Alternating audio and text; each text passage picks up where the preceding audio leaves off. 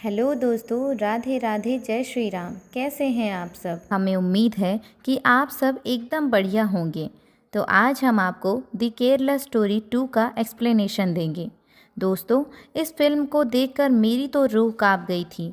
अब आप इस कहानी में कितना सच है, कितना झूठ है, ये तो आपको लास्ट में ही पता चल जाएगा। पर जब भी हम ऐसी फिल्म देखते हैं तो हमें और आपको देखना और समझना ज़रूरी हो जाता है, जिसमें हमें ये पता चलता है कि देश में आखिर हो क्या रहा है।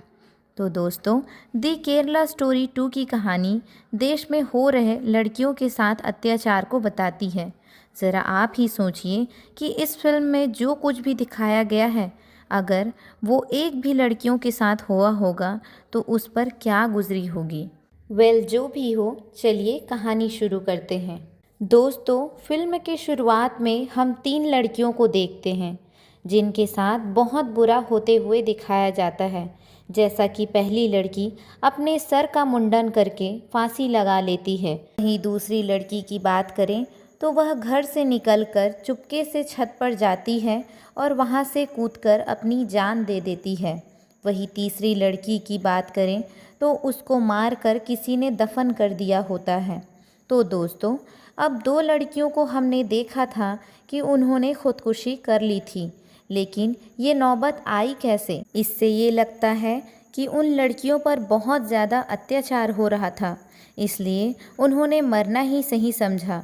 तो दोस्तों, आइए हम उन लड़कियों के बारे में जानते हैं कि आखिर वह इन दरिंदों के बीच में फंसी कैसे थी और उनके साथ क्या हुआ था, जिसकी वजह से उन्हें मरना ही ठीक लगा था। दोस्तों, हम सबसे पहले केरल की कुच्ची के अंदर सुरेखा नाम की लड़की को देखते हैं, जिसके माता पिता उसे बहुत प्यार करते थे। वहीं सुरेखा भी अपने माता पिता के साथ बहुत ज़्यादा खुश थी। सुरेखा की माँ पूजा पाठ में बहुत विश्वास रखती थी, पर सुरेखा बहुत ज़्यादा पढ़ी लिखी थी और वह अंधविश्वास जैसी चीज़ों को नहीं मानती थी। खैर, जो भी हो, सुरेखा अपने लाइफ में बहुत ज़्यादा खुश थी। उसके बाद मध्य प्रदेश के अंदर एक नेहा नाम की लड़की को दिखाया जाता है। नेहा अपने पिता के साथ भाला फेंक की प्रैक्टिस कर रही होती है, जिससे ये पता चलता है कि उसके पिता का सपना था कि नेहा भाला फेंक नेशनल खेले और उसमें मेडल जीते और उसका पूरे देश में नाम हो। वहीं तीसरी लड़की दिव्या, जो राजस्थान के जोधपुर में रहती थी। दिव्या एक कंटेंट क्रिएटर थी, मतलब कि दोस्तों, वह रील बनाती थी। उसका सपना था कि उसका रील एक दिन वायरल हो। दिव्या को डांस करना बहुत पसंद था, पर वह क्लासिकल डांस करती थी। यहीं पर हम देखते हैं कि उसका बॉयफ्रेंड रशीद वहीं पर रहता है। रशीद दिव्या से प्यार करता है, वहीं दिव्या भी रशीद से प्यार करती थी। रशीद दिव्या को बार बार शादी के लिए कहता था। उसका कहना था कि वह उससे शादी कर ले, फिर वह ग्लैमरस वाला वीडियो बनाया करेंगे, क्योंकि आज के ज़माने में लोग ऐसा वीडियो देखना पसंद करते हैं। वहीं आज वो जैसा रील बनाती है, वैसा रील कोई भी देखना पसंद नहीं करता। यहाँ पर रशीद उसे शादी करने के लिए फोर्स कर रहा था। वहीं दिव्या रशीद से कहती है कि उसके माता पिता उसे ऐसा करने की परमिशन नहीं देंगे, और तो और अभी वह सिर्फ 16 साल की ही है।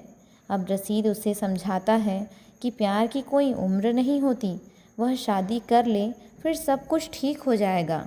उसके बाद हम नेहा को देखते हैं, जो राजू नाम के लड़के से प्यार करती थी।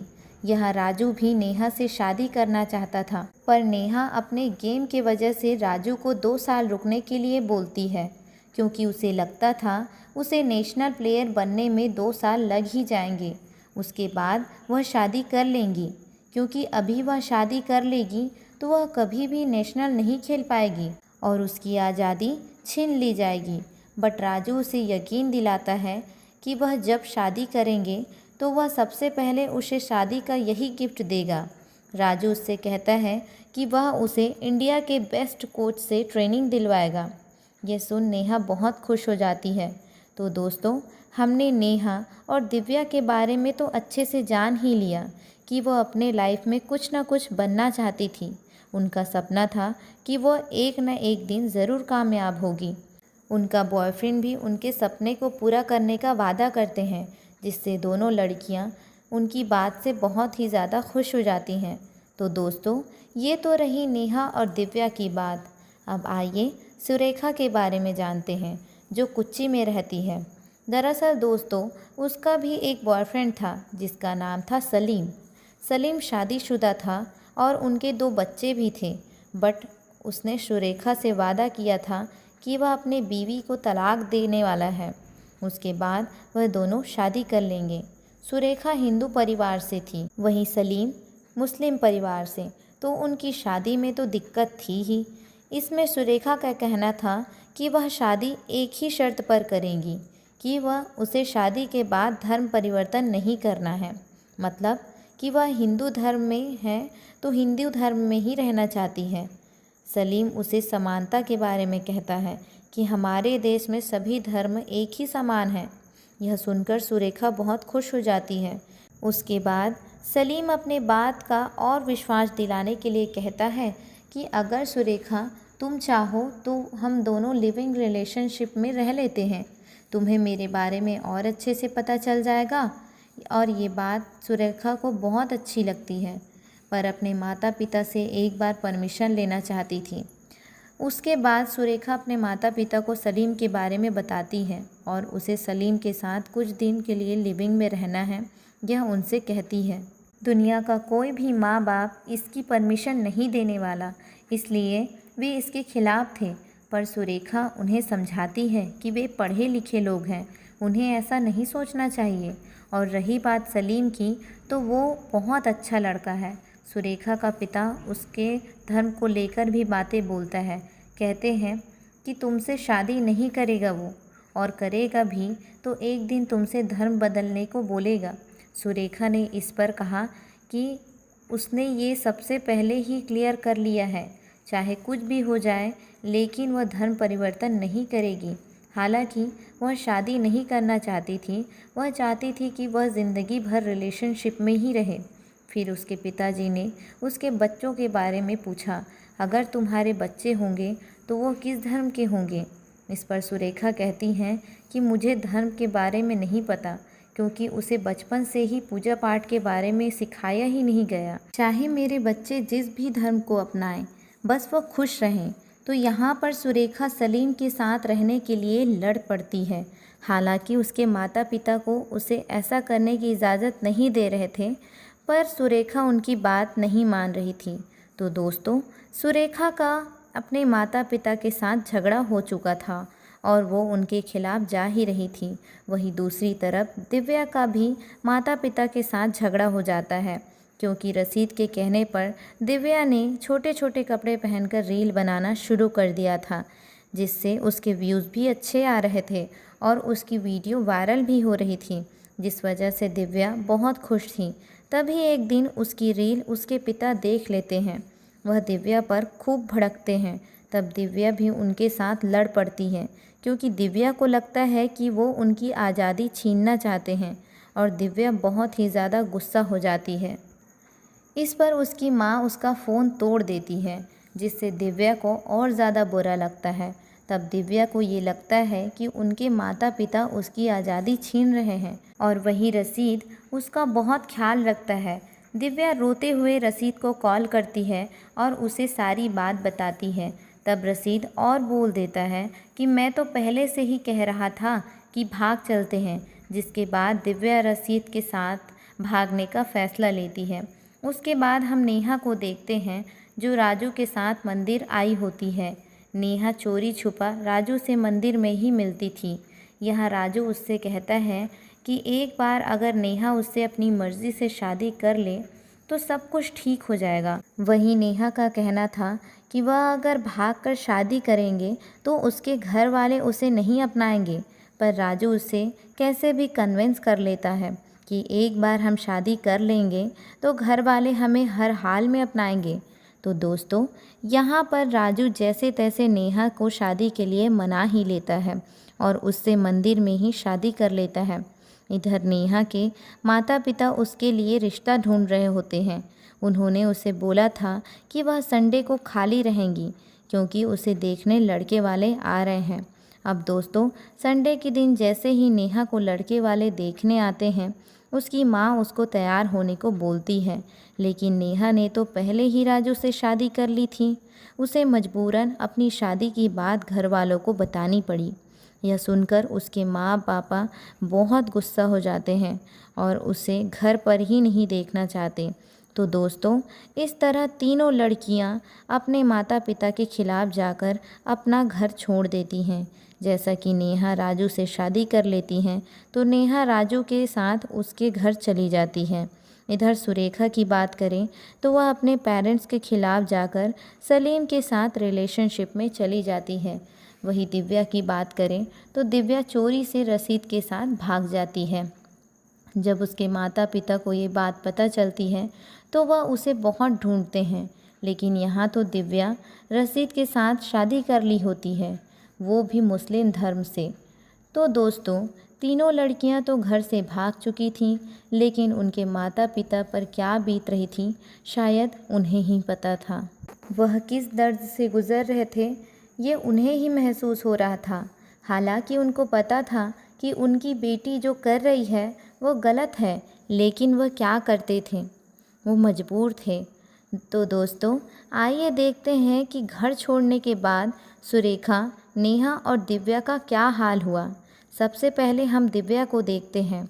यहाँ रशीद दिव्या को अपने घर लाया था। यहाँ दिव्या महसूस करती है कि उसके घर वाले उसके साथ कुछ अजीब बिहेव कर रहे हैं, मतलब कि उसे अपना धर्म बदलने की बात कर रहे थे। दिव्या इस चीज़ से परेशान थी। फिर रशीद की माँ रशीद को समझाती है कि लड़की यहाँ से भाग सकती है, तो उसे जल्द से जल्द उसके साथ बच्चा पैदा करना होगा, जिससे वह यहाँ रहने के लिए मजबूर हो जाएगी। वहीं दिव्या की माँ बार बार दिव्या को कॉल कर रही होती है, पर रशीद उसे फ़ोन उठाने नहीं देता और उसका सिम चेंज कर देता है। दिव्या अपना धर्म बदलना नहीं चाहती थी, पर रशीद उसे समझाता है कि अगर वह चाहती है कि उसके घर वाले उसे एक्सेप्ट कर लें और रील बनाने की परमिशन दे दें, तो उसे अपना धर्म बदलना होगा। अब दिव्या का एक ही तो सपना था, रील बनाना, इसलिए वह अपना धर्म बदलने को तैयार हो जाती है। उसके बाद हम नेहा को देखते हैं। राजू नेहा को आगरा लेकर आया था। वह बताता है कि उसके घर वाले उसे नाराज़ हैं, इसलिए उसे यहाँ पर रहना पड़ेगा। नेहा को यह रहते रहते 3 दिन हो चुके थे। वह ठीक से प्रैक्टिस भी नहीं कर पा रही थी, क्योंकि वह हर रोज़ अपने पापा के साथ प्रैक्टिस करती थी, जिसकी वजह से उसे उनकी बहुत याद आ रही थी। यह राजू ठीक से खाना नहीं खाता था और उदास रहता था।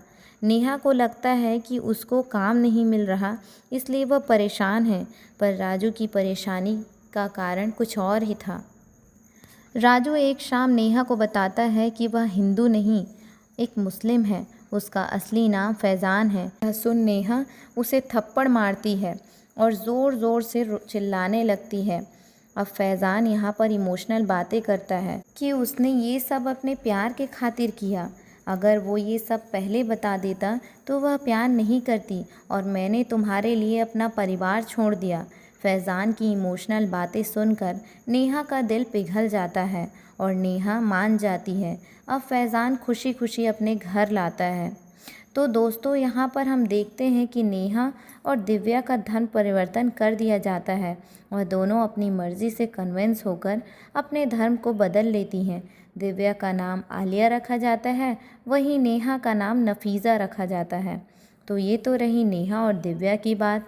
वहीं हम सुरेखा को देखते हैं, जिसे सलीम एक मोहल्ले में लाया था। हालांकि सुरेखा को वो अपने घर नहीं ले जा सकता था, क्योंकि वह शादीशुदा था, इसलिए वह इसी कमरे में सुरेखा के साथ रिलेशनशिप में रहने वाला था। सुरेखा को उसका कमरा छोटा लगता है, क्योंकि सलीम ने तो उसे बड़े बड़े झांसे दिए थे। वह बताता है कि उसका फ्लैट अभी तैयार हो रहा है, इसलिए अभी इसी कमरे में काम चलाना होगा। उसके बाद दोस्तों, कहानी में आता है ट्विस्ट। हम देखते हैं कि फैज़ान एक शख्स के पास पहुंचता है जो शायद मीन बंदा था, जिसका नाम था जलालुद्दीन। वहीं दूसरी तरफ सलीम अपने ऑफिस में पहुंचता है। वहां पर भी ढेर सारे मुस्लिम लड़के थे। वहीं इधर फैज़ान जब उस शख्स से मिलता है तो वह शख्स उसे 4 लाख रुपए दे देता है। वह उसे पैसे क्यों देता है, आइए सारा मामला डिटेल में समझाते हैं। दरअसल दोस्तों, ये सब एक प्लान था। इनके प्लान के अनुसार हिंदुस्तान में लगभग 8.5 करोड़ हिंदू लड़कियां थीं, वो भी अनमैरिड। उनका प्लान था कि वह सबसे पहले उन्हें अपने प्यार के जाल में फंसाएंगे और फिर उन्हें धर्म बदलने के लिए मजबूर कर देंगे, जैसा कि नेहा और दिव्या के साथ हो रहा था। उनका मानना था कि प्यार में बहुत ताकत होती है। अगर कोई लड़की प्यार में पड़ जाए तो वह बड़ी आसानी से अपना धर्म बदल सकती हैं। तो सलीम का प्लान था कि वह आने वाली 2047 तक पूरे देश को ही बदल देंगे। मतलब कि वो 8.5 करोड़ हिंदू लड़कियों को मुस्लिम बना देंगे। इससे पूरा देश इस्लाम में कन्वर्ट हो जाएगा। तो इसी प्लान के तहत वो ढेर सारे लड़कों की गैंग बनाए हुए थे। उन्हें अलग अलग शहरों में भेजते थे ताकि वह लड़कियों को फंसा कर लाएं और उनका धर्म बदल दें। उन्हें उसके बदले पैसे भी मिलते थे। तो दोस्तों, अब जाकर हमें सारा मामला समझ में आ जाता है। तो आइए देखते हैं कि सुरेखा, नेहा और दिव्या के साथ क्या होता है। उसके बाद हम देखते हैं कि दिव्या और रसीद को पुलिस पकड़ लेती है, क्योंकि दिव्या के माता पिता ने कंप्लेंट लिखाई थी। उनका कहना था कि उनकी बेटी अभी 16 साल की है, इसलिए रसीद ने उसे बहला फुसला कर शादी की है। दिव्या के पिता सबूत भी दिखाते हैं, पर रसीद ने भी कुछ डॉक्यूमेंट बनवाए थे। वो 18 साल की है। ये सब देखकर अफसर बोलते हैं कि उन्हें इस मामले पर जांच करनी होगी। तब तक दिव्या अपने पति के साथ ही रहेगी। यहाँ पर दिव्या रसीद के साथ ही रहती थी। उसके बाद दिव्या रसीद के यहाँ आ जाती है तो उसके साथ बहुत बुरा सुलूक होता है। दिव्या रील बनाती है तो रसीद उसका मोबाइल बंद कर देता है और कहता है कि उसे रील बनाने की इजाज़त नहीं है, क्योंकि उनके धर्म में ये सब हराम है। अब ये सब सुनते ही दिव्या के होश उड़ जाते हैं, क्योंकि उसने रील बनाने के लिए ही तो रसीद के साथ शादी की थी, अपने माँ बाप को छोड़ा था, पर यहाँ उसे टॉर्चर किया जा रहा था, जिससे दिव्या बहुत गुस्सा हो जाती है। मगर रसीद उसे अपने माँ के सामने ही थप्पड़ मार देता है। यह देखकर दिव्या को समझ आ चुका था कि उसने कितनी बड़ी गलती कर दी थी। वहीं दूसरी तरफ नेहा का जब मुस्लिम धर्म से शादी हो जाता है, तब वहाँ का मेन बंदा जलालुद्दीन नेहा को अपने पास 40 दिन तक रखता है और उसका 40 दिन तक रेप करता है। 40 दिन के बाद फैज़ान आता है और वह उसे बताता है कि वो अब पाक यानी कि पवित्र हो चुकी है, अब तुम उसके साथ ज़िंदगी बिता सकते हो। तो दोस्तों, अब नेहा पूरी तरह से टूट गई थी। वह ज़ोर ज़ोर से रो रही थी। वह भाग न जाए, इस वजह से फैज़ान उसे लॉक करके रखता था। वहीं दूसरी तरफ सुरेखा की बात करें तो सलीम उनके पास अपने बीवी को लाता है। वह चाहता था कि सुरेखा और उसके साथ में रहे। सुरेखा पूछती है कि उसने तो बोला था कि उसने तलाक दे दिया है। अब सलीम उसे बताता है कि तलाक इतनी आसानी से नहीं होता, इसके लिए कोई रीज़न भी तो चाहिए, पैसे भी देने पड़ते हैं। फ़िलहाल उसके पास इतना पैसा अभी नहीं है। तो दोस्तों, सुरेखा उसे अपने कमरे में नहीं रखना चाहती थी, तो सलीम रोने का नाटक करता है और कैसे भी सुरेखा को समझा लेता है। फिर आगे धीरे धीरे सुरेखा को समझ में आ जाता है कि अब वो यहाँ फंस चुकी है। सुरेखा यहाँ से भागना चाह रही थी, पर सलीम उसे ज़बरदस्ती रोक रहा था। अब सलीम सुरेखा पर हाथ भी उठाने लगा था। हालांकि वह भागना चाहती थी, पर सलीम उस मोहल्ले की औरतों को उसकी निगरानी में रख देता है, जिससे सुरेखा का भागना इतना आसान नहीं होता। इधर दूसरी तरफ दिव्या एक बार फिर से रील बना रही होती है। तभी आवाज़ सुनकर रसीद उसके पास आता है। इस बार वह बहुत गुस्से में था। वह उसका फ़ोन छीनते हुए कहता है, उनके धर्म में ये सब हराम है। दिव्या का कहना था कि वह उसके धर्म का सब कुछ कर रही है, नमाज़ पढ़ रही है, कलमा पढ़ रही है, वो बस रील बनाने की आज़ादी दे दे। बस रसीद उसे बहुत मारता है। दिव्या प्रेग्नेंट भी हो चुकी थी, तो अब उस पर बहुत ज़्यादा अत्याचार होने लगा था। उनका एक एक दिन नर्क के समान हो रहा था। इसी बीच उनके माता पिता भी उनसे मिलने आ रहे थे, लेकिन वह देखते ही उनका कमरा लॉक किया जाता था। उनका कमरा बाहर से ही लॉक कर देते थे और मोहल्ले वाले बोलते थे कि वह कहीं बाहर चले गए हैं। तो दोस्तों कुछ इस तरह उनकी ज़िंदगी चल रही होती है। तभी एक दिन रसीद एक और लड़की को लेके आता है। यह देखते ही दिव्या रसीद पर चिल्लाने लग जाती है और वहीं पे बेहोश हो जाती है। दोस्तों इससे समझ आ जाता है कि वह इसी तरह 2-3 महीनों से लड़की को लाते रहता है और उनका धर्म परिवर्तन करवाता है। वहीं दूसरी तरफ सलीम सुरेखा को धर्म परिवर्तन करने के लिए फोर्स करता है। सुरेखा का कहना था कि वह कभी ऐसा नहीं करेंगी। सलीम कहता है कि जब तक वह धर्म परिवर्तन नहीं करेगी तब तक उसे वह कैद करके रखेगा। उसके बाद दोस्तों हम नेहा को देखते हैं जिसके साथ बहुत गलत हो रहा था। दरअसल दोस्तों नेहा छोटी जात की थी, इसलिए जलालुद्दीन ने उसके सिर्फ 4 लाख रुपए ही दिए थे, जबकि बड़ी जाति की लड़कियों के लिए वह 12 लाख तक देता था। फैज़ान की मां फैज़ान से कहती है कि उसकी बीवी को खिलाने पिलाने में बहुत पैसा खर्च हो रहा है, वो सब पैसा वसूलना पड़ेगा। तो दोस्तों फैज़ान अब नेहा से धंधा कराने की सोचता है। वह पैसे लेकर मोहल्ले के आदमियों को उसके कमरे में भेजता है। हालांकि नेहा रो रही थी, चिल्ला रही थी, पर कोई उसकी चीख नहीं सुनता। वह उसे बिस्तर पर बांध के ही रखते थे। तो दोस्तों नेहा के साथ रोज़ रोज़ रेप हो रहा था। नेहा पूरी तरह से टूट चुकी थी। वहीं दूसरी तरफ रसीद एक फ़ातिमा नाम की लड़की को लेकर आया था। फ़ातिमा उसको दिव्या के बारे में पूछती है तो रसीद उसे प्यार का झांसा देता है और उसे दिव्या के खिलाफ़ खूब भड़काता है। रसीद कहता है कि दिव्या के कई सारे बॉयफ्रेंड थे, यही नहीं उसके पेट में जो बच्चा है वो भी पता नहीं किसका है। यह सुनकर फ़ातिमा को दिव्या से नफ़रत होने लगती है। अब कुछ महीने बीत जाते हैं। अब दिव्या को एक बेटा होता है। फ़ातिमा के साथ रसीद ने अभी तक कुछ भी गलत नहीं किया था, इसलिए वो दिव्या को बुरा भला बोलने लगती है। तो दिव्या उसे बताती है कि रसीद उसे प्यार का झांसा देकर यहाँ लाया था और वो बच्चा भी उसी का है। वो फ़ातिमा को कहती है जब तक आज़ादी है तुम यहाँ से भाग जाओ, जैसे उसने मुझे धोखा दिया है वैसे ही तुमको भी धोखा देगा। पर फ़ातिमा को लगता है कि रसीद बहुत अच्छा लड़का है। इधर हम सुरेखा को देखते हैं। सुरेखा अभी तक धर्म परिवर्तन नहीं करना चाहती थी, वह अपनी बात पर अड़ी थी। तभी कुछ औरतें आकर उससे ज़बरदस्ती करती हैं, फिर सुरेखा उनसे लड़ पड़ती है। तभी सलीम आ जाता है और वो सुरेखा को बहुत मारता है और उसके सारे बुक्स जला देता है, तो वह उसका फ़ोन भी तोड़ देता है। सुरेखा कहती है कि मैं यहाँ से भाग जाऊँगी और तुम्हारी सच्चाई सबको बताऊँगी। यह सुनकर सलीम उससे घर में लॉक करके रखता है। इधर दिव्या के पिता अपने गांव वालों को इकट्ठा करके उन्हें समझा रहे थे कि वह उनका साथ दे, क्योंकि उसकी बेटी को कैद करके रखा जा रहा है और कानून के हिसाब से तो वह कुछ भी नहीं कर सकते, क्योंकि दिव्या ने उससे शादी कर ली थी। गांव वाले उनकी बात नहीं मानते। उनका कहना था कि अगर वो उनका साथ देंगे तो लोग उनकी बेटियों के साथ भी वैसा ही करेंगे और उनका भी कोई साथ नहीं देगा। इधर हम दिव्या को देखते हैं। दिव्या और फ़ातिमा साथ में मिल चुके थे। दिव्या अपनी सारी आप बीती फ़ातिमा से कहती है, जिसके बाद फ़ातिमा अपना फ़ोन दिव्या को देती है रील बनाने के लिए। अब दिव्या उस फ़ोन में रील बनाने लग जाती है। फिर मौका देखकर अपने पापा को फ़ोन करती हैं और सारी बातें उन्हें बता देती हैं।